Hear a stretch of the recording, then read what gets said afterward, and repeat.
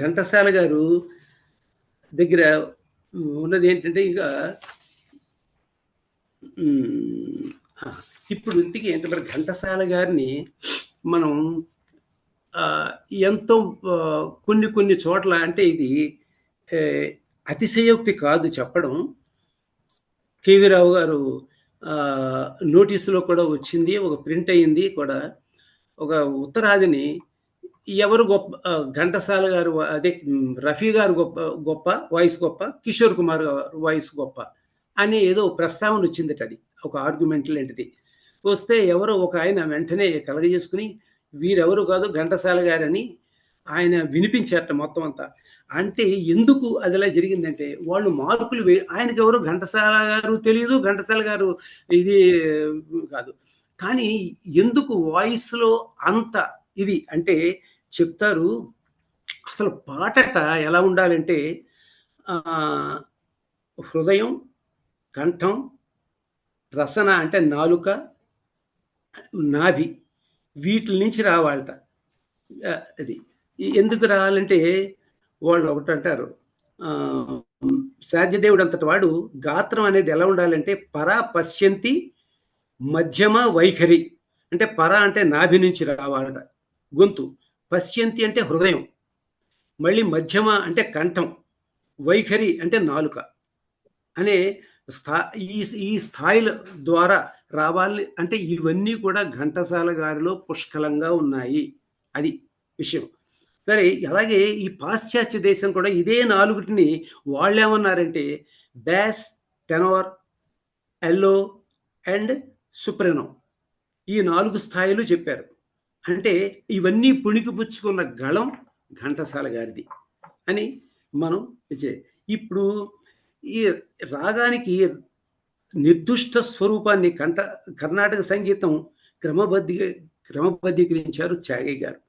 అలాగే సినిమా పాటకు వచ్చేటప్పటికి ఆయన ఘంటసాల గారు తనదైన శైలితో ఇది లలిత సంగీతం, ఇది సినీ గీతం అని చూపించగలిగారు. ఇక్కడ ఏంటంటే ప్రతి మనకి కవిత్వానికి ఒక ఆత్మ ఉంటుందిట, అలాగే సంగీతానికి కూడా ఆత్మ ఉంది. ఈ ఆత్మ కవిత్వానికి సంగీతానికి అది త్యాగరాజు కీర్తనల్లో, ఘంటసాల గారి పాటలో అద్భుతమైన భావచిత్రంగా వెలుగొందుతుంది అని అంటారు మన ఆదిత్య ప్రసాద్ గారు. తర్వాత స్వరకల్పనలో ఏంటంటే పాడేటప్పుడు ఈ అంటే ఆ సాహిత్యంలో ఉండే భావాన్ని ఘంటసాల గారు మన మనోఫలకంపై దృశ్యమానం అవుతుంది ఆయన పాడుతుంటే. అంటే మనకి క్లియర్గా వీ ఫీల్ దట్ ఆయన నవరసాల్లో ఏ పాట పాడినా అది మన మనోఫలకంపై ఉంటుంది, అంత దృశ్యమానం చేస్తుంది. ఆ పిక్చర్ మన మనోఫలకంపై ముద్రించబడుతుంది అనమాట. ఈ ముద్రించబడడం అనేప్పటికీ మనం ఎలా చూసుకోవాలంటే దాన్ని ఐశ్వర్యాన్ని చాటి చెప్పే నాణ్యాలు ముద్రించేది టంకశాల, గాన మాధుర్యాన్ని ముద్రించి పంచిపెట్టేది ఘంటసాల. సో అంటే మనం బంగారు నాణ్యాలు ఘంటసాల గారు వాయిస్. తర్వాత ఇది అప్పట్లో మరి గాయకుడుగా ఘంటసాల గారి ప్రతిభ ఎంత వచ్చిందో అలాగే సంగీత దర్శకుడిగా కూడా సాలూరు రాజేశ్వరరావు గారు అంత ప్రతిభ, అందరిలోకి అగ్రతాంబూలం లభించింది. ఇటువంటి అగ్రతాంబూలం లభించిన రాజేశ్వరరావు గారు నా గురువు గారని చెప్పుకోవడం నాకు చాలా చాలా చాలా మహదానందంగా ఉంది. ఎందుకంటే ఒక విషయం, స్వరకల్పనలో అవధులు లేని ప్రతిభ రాజేశ్వరరావు గారిది. ఆబాల గోపాలాన్ని ఆనందాబ్దిలో ఓలలాడించిన గాత్ర మహిమ ఘంటసాల గారిది. అది ఇక్కడ ఏంటంటే ఇందులో మనం చెప్పాలంటే ఫర్ ఎగ్జాంపుల్ ఒక లిస్టు మనం ఉంచుకుంటాం. ఇదంతా అసలు మొత్తం ఈ ఘంటసాల గారికి ఇంత కల్చర్ ఎలా వచ్చింది, అసలు దీని బ్యాక్గ్రౌండ్ ఏమిటి అని మనం ఒక్కసారి వెనక్కి వెళ్తే ఇతర సంగీతాల పట్ల ఆదరణ చూపే వాతావరణం విజయనగరంలో ఉంది.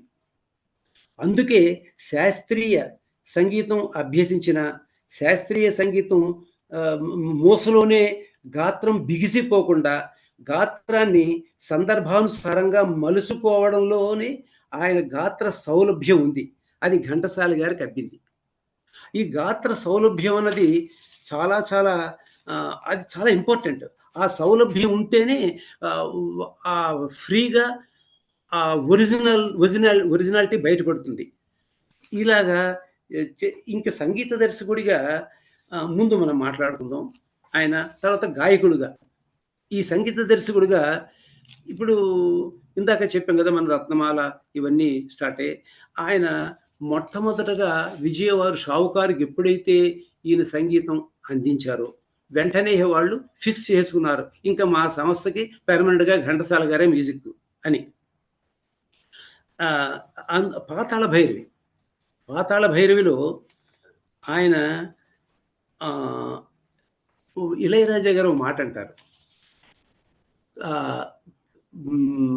ఘంటసాల గారు ఇంచుమించు ఎక్కువ పాటలు ఒకే రాగంలో చేసి ఎంత గొప్ప రక్తి కట్టించారో, ఎంత గొప్పగా ఇచ్చారో అన్నారు. అంటే పాటలన్నీ ఒక రాగంలో ఉండకపోయినా ఎక్కువ పాటలు ఆయన భీంపలాస్ రాగంలో కంపోజ్ చేశారు పాతాళ భైరవిలో. తర్వాత హాయిగా మనకి ఇంకా స్వేచ్ఛగా అన్నది భీంపలాసి, కలవరమాయే మదిలో అన్నది కూడా భీంపలాసి, ప్రణయ జీవులకు దేవి వరాలే అన్నది కూడా భీంపలాసి. ఇలాగా అందులో ఎంత ఘాటు ప్రేమయో అని రాగేశ్రీ అనే రాగాన్ని ఆయన ఉపయోగించారు. ఈ రాగేశ్రీ అనే రాగం కి ఒక చిన్న మళ్ళీ చిన్న బ్యాక్గ్రౌండ్ ఉంది.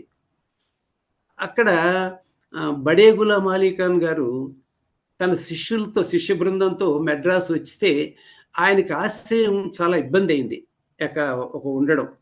అప్పుడు ఘంటసాల గారు తన ఇంట్లో 2 నెలలు ఉంచుకుని బడే గులాం అలీ ఖాన్ గారి దగ్గర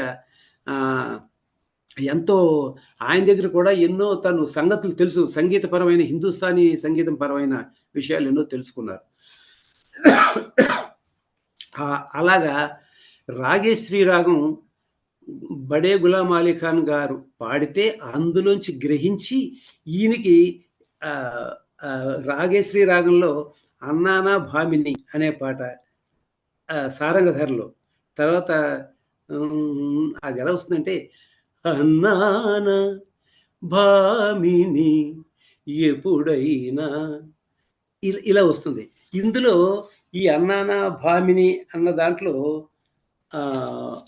ఒక ఇదేంటంటే ఒక నిమిషం, అసలు ఇంకోటి సాహిత్యం కూడా మనం అబ్జర్వ్ చేస్తే చూడండి ఎలా ఉంటుందో. అరవిరిసిన పూలలోన నీదు మురుపే మెరిసేనని మాట వరసకెప్పుడైనా అన్నానా అంటే అక్కడ రిధం ఆపి మాట వరసకి ఎప్పుడైనా అన్నానా అనిపించడంలో ఎంత ఔచిత్యం ఉందో ఘంటసాల గారి ప్రతిభ. మళ్ళీ అక్కడి నుంచి మళ్ళీ రిధం స్టార్ట్ అవుతుంది. అలాగే ఆ హీరోయిన్ పాడే దాంట్లో ఆదమరచి ఎప్పుడైనా అన్నానా అన్న చోట ఇలాగా రిథమ్ ఆఫ్ చేసి డైలాగ్ రాగయుక్తంగా, ఆ డైలాగ్ని రాగయుక్తంగా పలికించడంలో ఉంది ఆయన కంపోజింగ్ ప్రతిభ. అన్నానా భామిని ఏమని ఎప్పుడైనా చిన్న పూలలోన నీదు మురుపే మెరసేనని, అరవిరిసిన పూలలోన నీదు మురుపే మెరసేనని మాట వరసకెప్పుడైనా అన్నానా భామిని ఎప్పుడైనా. Thank you. Please like, share and subscribe.